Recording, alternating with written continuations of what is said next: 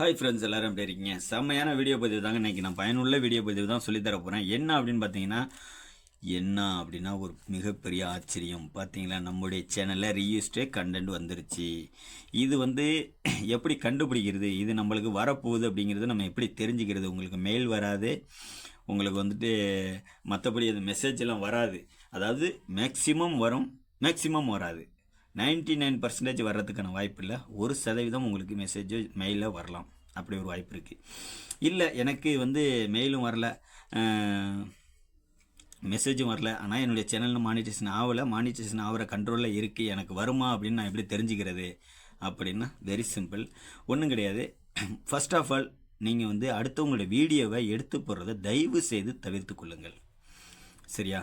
அடுத்தவங்களுடைய வீடியோவை எடுத்து போடுவதை தயவு செய்து தவிர்த்து கொள்ளுங்கள். அப்படியே போட்டாலும் 10% உங்களுடைய உழைப்பு அதில் கொடுங்க.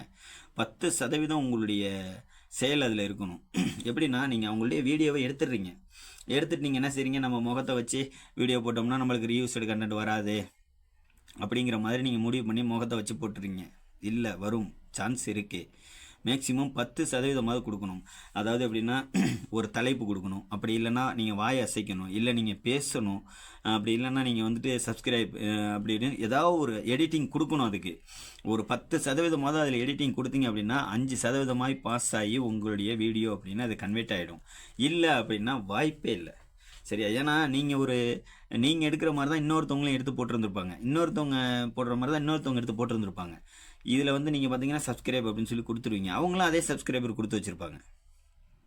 புரியுதா? நீங்கள் ஒரு 10 கொடுத்தீங்க அப்படின்னா 10மே இன்னொருத்தவங்க கொடுத்துருக்க போகிறது கிடையாது. அதில் ஒன்றாவது கிளிக் ஆகி உங்கள் பக்கம் அந்த வீடியோ உங்களுடையது அப்படின்னு சொல்லி பாஸ் ஆகிடும். உங்களுக்கு இந்த பிரச்சனை வராமல் இருக்கும், ரீயூஸ்டு கண்டென்ட் அப்படின்னு வராமல் இருக்கும். சரியா? சரி, ஓகே. ரீயூஸ்டு கண்டென்ட் வரப்போகுது அப்படிங்கிறத நம்ம எப்படி தெரிஞ்சுக்கிறது அப்படின்னா வெரி சிம்பிள் தான். என்னன்னா, உங்களுக்கு எத்தனை காப்பிரைட் வந்திருக்கு, உங்களுடைய சேனலில் எத்தனை காப்பிரைட் வந்திருக்கு. மேக்ஸிமம் 3, 4, 5 இப்படி வந்துருந்துச்சுன்னா அந்த அளவுக்கு வாய்ப்பு இல்லை.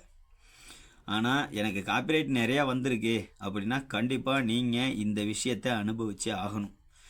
ரீயூஸ்டு கண்டென்ட்டை நீங்கள் அனுபவிச்சே ஆகணும். நிச்சயமாக உங்களுக்கு வந்தே தீரும், அதில் எந்த மாற்றமும் கிடையாது. சரியா? சரி, வந்துருச்சு, எப்படி அப்பீல் பண்ணி எப்படி இதுலேருந்து நான் மீள்றது அப்படின்னா, தயவு செய்து நீங்கள் அப்பீல் பண்ணுற மாரி இருந்தால் தயவு செய்து நீங்கள் இங்கே தமிழில் அப்லோட் பண்ணிடாதீங்க.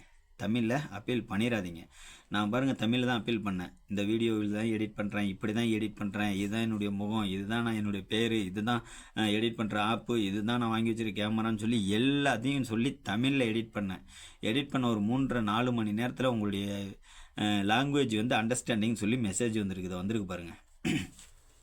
அழகான தமிழ் லாங்குவேஜ் புரியலைங்கிற மாதிரி மெசேஜ் வந்திருக்குன்னு நினைக்கிறேன். என்ன, நம்மளுடைய தமிழ் லாங்குவேஜ் புரியலையா உங்களுக்கு? அதனால் நீங்கள் அப்பீல் பண்ணுற மாதிரி இருந்தால் இங்கிலீஷில் அப்பீல் பண்ணுங்கள். 99% இங்கிலீஷில் அப்பீல் பண்ணுங்கள். இங்கிலீஷில் உங்களுக்கு பண்ண தெரியல அப்படின்னா நீங்கள் என்னென்ன வரிகள் சொல்ல போகிறீங்களோ அதை ஒரு கூகுள் டிரான்ஸ்லேட்டரில் சொல்லுங்கள். சொல்லி அதை எல்லாத்தையும் வரிசையாக எழுதி வச்சுக்கோங்க. எழுதி வச்சுக்கிட்டு ஃபஸ்ட்டு படிச்சிருங்க. படித்து அதுக்கப்புறம் அதை நல்லா கேட்டுட்டு நீங்கள் எடிட் பண்ண வீடியோட அந்த வாய்ஸை கொண்டு கன்வெர்ட் பண்ணிடுங்க. ஓகேவா? வெரி சிம்பிள் தான், இது ஒரு பெரிய விஷயம் கிடையாது, ஈஸியாக கொண்டு வந்துடலாம். ஆனால் நான் தமிழில் அதாவது ஒரு யூடியூப் சேனலில் உள்ளவர் தான் சொன்னார், இங்கே தமிழ்லேயும் அப்ளை பண்ணலாம் அப்படின்னு. நான் அதை நம்பி தான் அப்பீல் பண்ண அடுத்த செகண்டே ஃபெயிலியர்னு வந்துருச்சு. ஓகேவா? அடுத்து பார்த்தீங்க அப்படின்னா, நம்ம தமிழில் அப்பீல் பண்ணதால் டைரெக்டாக 90 நாள் கொடுத்துட்டாங்க. நம்ம இங்கிலீஷில் அப்பீல் பண்ணியிருந்தோம் அப்படின்னா மேக்ஸிமம் ஒரு 21 நாளுக்கு கழிச்சு அடுத்தது நம்ம அப்பீல் பண்ணலாம். அதற்கான வாய்ப்பு கிடச்சிருக்கும் அப்படின்னு நினைக்கிறேன். நிறைய பேர் அதான் சொன்னாங்க, 21 நாள் கழிச்சு உங்களுக்கு அடுத்த வாய்ப்பு கிடச்சிருக்கும், நீங்கள் டைரெக்டாக தமிழில் அப்பீல் பண்ணதால் உங்களுக்கு 90 நாள் கொடுத்துட்டாங்க அப்படின்னு. சரி, 90 நாள் கழித்து என்ன நடக்கும் அப்படிங்கிறது நம்மளுக்கு தெரியல. கண்டிப்பாக 90 நாள் கழித்து என்ன நடக்குது அப்படிங்கிறத நான் வீடியோ பதிவாக போடுறேன். சரியா? மேக்ஸிமம் அடுத்தவங்களுடைய வீடியோவை நீங்கள் எடுத்து போடாதீங்க. எடுத்து போட்டிங்க அப்படின்னா உங்களுடைய உழைப்பை அதில் அதிகமாக கொடுங்க. ஓகேவா? இன்னொன்று, உங்களுக்கு ரீயூஸ்டு கண்டென்ட் வரப்போகுது அப்படின்னா அதிகமான காப்பிரைட் இருந்துச்சு அப்படின்னா நீங்கள் இந்த விஷயத்தை அனுபவிச்சு தான் ஆகணும்.